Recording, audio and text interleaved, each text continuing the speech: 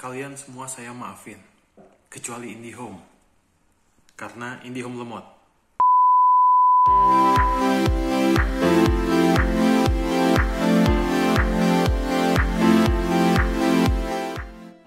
Halo guys, balik lagi bareng saya Hari dari Plaza Sukabumi. Kali ini saya mau membahas mengenai yang lagi rame, mengenai IndiHome lemot, IndiHome lambat, IndiHome nggak bisa connect, dan banyak lagi.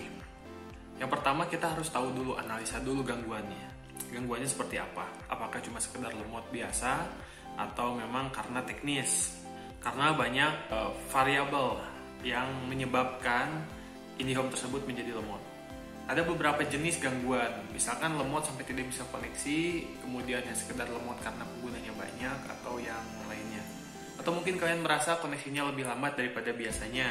Untuk memastikan koneksi sama atau tidak seperti biasanya, kalian bisa menggunakan website speedtest.net. Kemudian ada beberapa cara simple atau langkah awal yang bisa dipergunakan untuk mensolusikan IndiHome yang lemot atau yang lambat. Yang pertama, restart modem atau router. Pasti kalian sudah jenuh restart modem Anda, restart router Anda. Tapi memang seperti itu, karena sekedar sharing saja, sistem kadang-kadang tidak mengupdate secara otomatis seperti IP dan yang lainnya. Mungkin yang lebih expert yang bisa menjelaskan, bisa ke customer service-nya. Tapi setahu saya itu jika memang perangkat tidak di restart setelah beberapa waktu, bisa menyebabkan lambat atau panas. Jadi salah satu memang langkah awal itu pasti kita arahkan untuk merestart perangkat gitu. Cara merestartnya pun tidak langsung dihidupkan, dimatikan, tapi dimatikan dulu, tunggu sekitar kurang lebih 5 menit, hidupkan kembali. Biasanya itu normal, biasanya. Nanti tergantung juga yang tadi, tergantung jenis permasalahannya.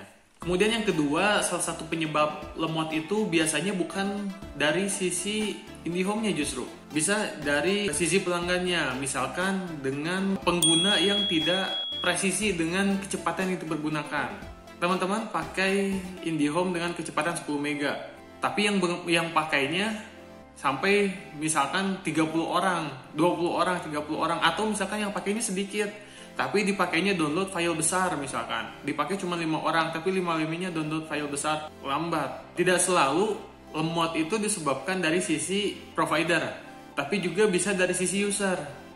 Gitu. Mungkin aja kita di rumah hanya pakai 2 orang. Tapi yang 2 orang itu, yang satu download file besar, yang satu streaming YouTube dengan kualitas HD misalkan 1080, ya pasti lemot gitu. Jadi solusi kedua bisa dengan membatasi jumlah pengguna. Karena yang ditakutkan si penggunanya memang banyak, sedang banyak pakai, sedang banyak yang menggunakan, sehingga antara kecepatan yang dipergunakan dengan si user itu tidak balance.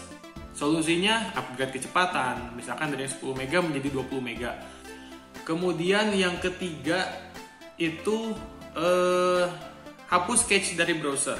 Mungkin saja selain sampah-sampah ya, sampah-sampah di komputernya itu besar atau banyak. Saya merekomendasikan menggunakan seperti CC Cleaner atau Jet Cleaner gitu, yang membersihkan sampah-sampah. Jadi sebelum kita mulai browsing, kita bersihkan dulu menggunakan CC Cleaner atau menggunakan Jet Cleaner atau cleaner-cleaner lain yang memang kalian sudah sering pakai seperti itu. Mungkin juga jika menggunakan handphone, itu coba cek auto update-nya aktif.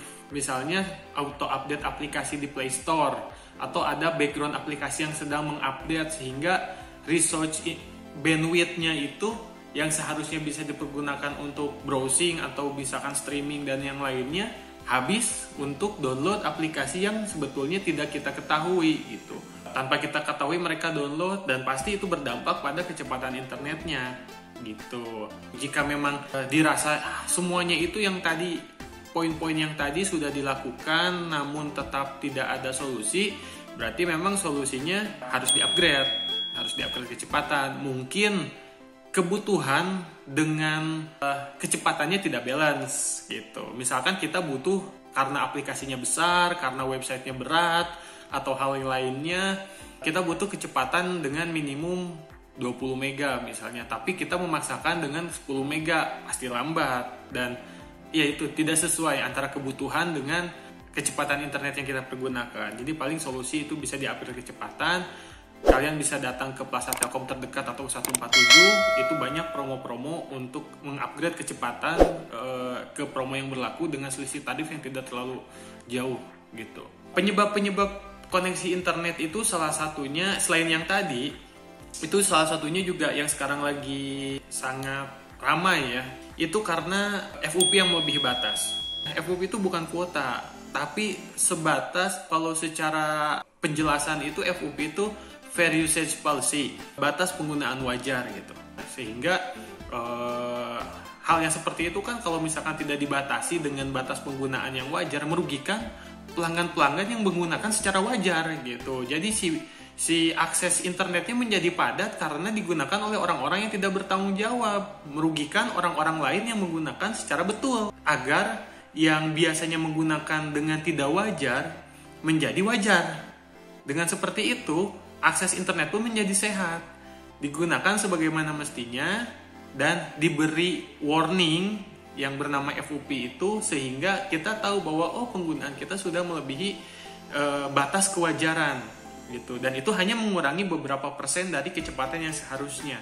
Secara berturut-turut, misalkan 3 bulan itu melebihi batas pemakaian wajar, berarti kemungkinan kebutuhan kita akan akses internetnya memang kurang gitu, misalkan dengan upgrade speed, atau memang harus dikurangi. Coba cek lagi apakah ada orang yang menggunakan di luar kita, atau misalkan ternyata ada hal-hal yang menyebabkan FUP kita banyak dipakai. Penyebab internet lemot mungkin sedang adanya perbaikan atau maintenance jaringan. Itu juga mungkin bisa terjadi atau bisa menjadi salah satu penyebab. Telkom selalu melakukan perawatan jaringan. Untuk mendapatkan akses internet yang bagus kan butuh maintenance juga gitu. Itu selalu ada perawatan gitu, dan kadang-kadang memang berdampak pada akses internet, yang tadi berdampak pada akses internet pelanggan, tapi biasanya tidak lama. Itu mungkin beberapa cara yang bisa dilakukan, atau sedikit penjelasan kenapa IndiHome sampai lemot akhir-akhir ini atau lambat akhir-akhir ini.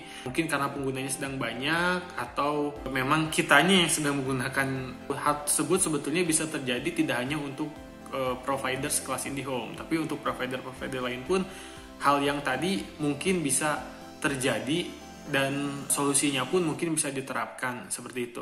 Selalu dapatkan informasi mengenai layanan yang kita pergunakan, layanan IndiHome yang kita pergunakan, baik dari channel langsung, dari petugas langsung, dari customer service-nya langsung juga, sehingga kita bisa tahu permasalahannya dan bagaimana cara mensolusikannya. Demikian vlog kali ini, semoga bisa mencerahkan, semoga bisa membantu.